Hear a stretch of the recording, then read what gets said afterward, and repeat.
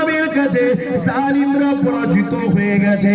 তারা তখন চিন্তা করে দেখেছে আমাদের লোক বেশি, অর্থ বেশি, ক্ষমতা বেশি, সব পদে আমরা রয়েছি, তারপর আমরা হেরে যাই কোন শক্তি ওদের কাছে।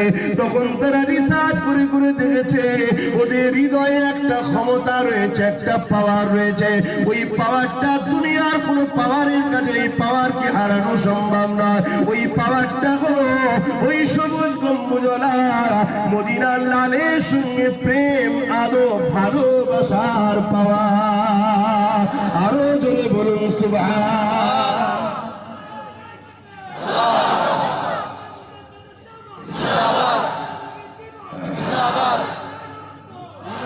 তাই তারা চেষ্টা করছে কিভাবে রাসূল থেকে সম্পর্ক কাটা যায়। এই কাটতে গিয়ে কোটি কোটি বিলিয়ন ডলার টাকা তারা খরচ করছে, যাতে করে আমার নবীর গোলামের ঘরের ছেলেগুলো রাসূল থেকে ভটকে সরে যায়, নবী থেকে দূরে সরে যায়। সরে গেলেই এদের এই পাওয়ারটা নষ্ট হবে। পাওয়ার যখন নষ্ট হবে, আমরা এদের সঙ্গে যখন এদেরকে শেষ করতে যাব, এরা আর সাহায্য আল্লাহ পাবে না, এরা পরাজিত হবে। এদেরকেও গোলাম বানাতে আমাদের সুবিধা হবে। কারণ এই পৃথিবীতে মনে রাখবেন, এক শ্রেণী মানুষের ব্রেন হলো এটা যে আমরা মানুষের প্রভু হবো, মানুষের প্রভু হবো। যেমন ফেরাউন ছিল, নমরুদ ছিল, সাদ্দাত ছিল, আবু জিল, উতবা, সাইবা ছিল। এইরকম ভাবে পৃথিবীর জুড়ে আজও এক শ্রেণীর মানুষ আছে যারা মানুষের প্রভু হতে চায়, মানুষকে নিজেদের দাস দাসী বানাতে চায়। তাই যতদিন আমাদের রেস্তা আমেনার লালের সঙ্গে থাকবে, ততদিন আমাদেরকে কেউ গোলাম বানাতে পারছে না, আমাদেরকে তখন তারা নত করতে পারছে না। তাই বিভিন্ন কায়দায় তারা আমাকে রাসূল থেকে সরাবার চেষ্টা করছে। আমার অজের ভাড়া বলা ভাই আমার একটু উল্টো, ওই শুধু চেষ্টা কাহিনী বলে যাবো এরকম চিন্তাই ওয়াজ করতেছি। আপনাদের অসুবিধা হচ্ছে, অসুবিধা হচ্ছে কেন? আমি একটা চেষ্টা করছি যাতে করে এই সমাজ উঠে দাঁড়াতে পারে। বড় দুঃখ লাগে যখন ভারতবর্ষের ওয়েবসাইট খুলবে মুসলিম মহিলাদের অবস্থা কি, তখন বুঝবেন যে দুঃখটা কোথায়। ডাটা বলছি ভারতে, তথ্য বলছি, 100টা মেয়ে যদি পেটের জ্বালায় খারাপ জায়গায় যায়, তার মধ্যে 70টা হলো মুসলমান ঘরের মেয়ে। তখন দুঃখ লাগে যে এত নিচই নামলো কি করে, অভাবের জ্বালা এলো কি করে। তখন উত্তর একটাই পায়, এরা আমেনার লালের থেকে অনেক দূরে সরে গেছে, এই জন্য এরা ধ্বংস হচ্ছে। তাই আসুন, ফিরে আসুন যদি বাঁচতে চান। অসুবিধে হয় বলুন, আমার অসুবিধে নাই, কিন্তু আমার অজের লক্ষ্য এটাই, আপনাদেরকে বাঁচাবার চেষ্টাই কথা বলছি। শুধু আমার পেটের জন্য অজ করতে আসি না। বাবেরা, নওজোয়ান তরুণেরা, এ নবী পাকের প্রেমিকেরা, আমার রাসূলুল্লাহকে আল্লাহ এই জমিনে পাঠিয়েছে, নামাজের শিক্ষা যেমন দিয়েছে, কিন্তু তার আগে নবী আমার অন্যায় থেকে মানুষকে বাঁচিয়েছে। রোজা শিক্ষা যেমন দিয়েছে, তার আগে মানুষকে অন্যায় থেকে বাঁচিয়েছে। হজ যেমন মালদারকে করতে বলেছে, তার আগে নবী আমার এই পৃথিবীর জুলুমগুলোকে বন্ধ করেছে।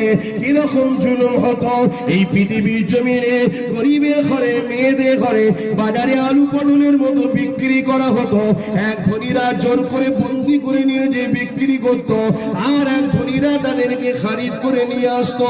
এ যুবকেরা, তরুণেরা, ওই নারীদের গর্ভে সন্তান হয়ে যেত, তাদের শরীরকে শোষণ করা হতো, সন্তান সমেত নারীকে হত্যা করে দেওয়া হতো। আল্লাহ নবী এসে এই পৃথিবীর জমিনে গরিবের বেটিদের চোটটা বাঁচিয়েছে। তাই নামাজ যেমন পড়তে হবে, তার আগে আমাকে ভাবতে হবে আমার এলাকার গরিবের বেটিগুলো যাতে করে চরিত্রহীন না হয়ে যায়, খারাপ রাস্তায় না চলে যায়। এ যুবকের, এটা কি আমার দায়িত্ব নয়? আল্লাহ কোরআনে কি জানিয়ে দিলে, আল্লাহ পাক কোরআনে জানিয়ে দিলে, তোমাদের ঘরে আমি আল্লাহ শ্রেষ্ঠ উম্মত করে পাঠিয়েছে। মাতাকুমুর রাসূলু ফাখুযুহু ওয়া মা নাহাকুম আনহু ফান্তাহু। নবী যা আদেশ করেছে মেনে নাও, নবী যা নিষেধ করেছে ছেড়ে দাও। আল্লাহ নবী তো সর্বপ্রথম অন্যায়টাকে বন্ধ করেছে, কিন্তু আজকে পাড়ায় পাড়ায় পাড়ায় পাড়ায় তাকিয়ে দেখো, আমাদের পাড়াতে অন্যায় ভর্তি হয়ে আছে।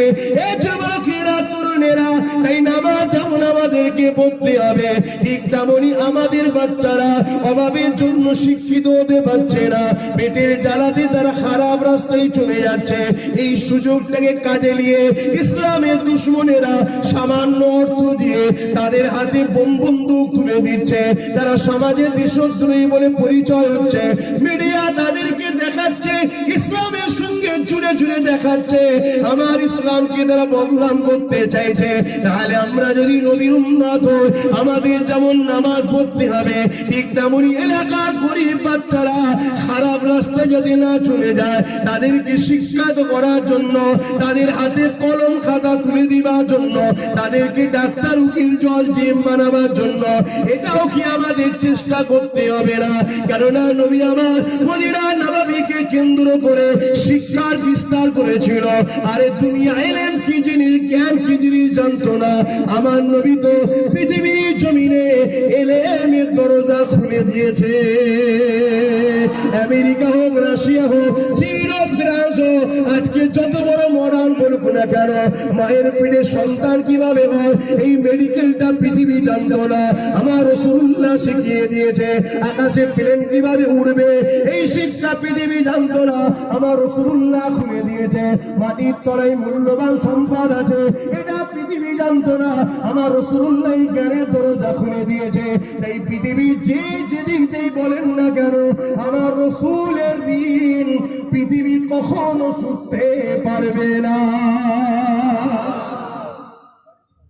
সব দিকটা তো আমাদেরকে নিতে হবে।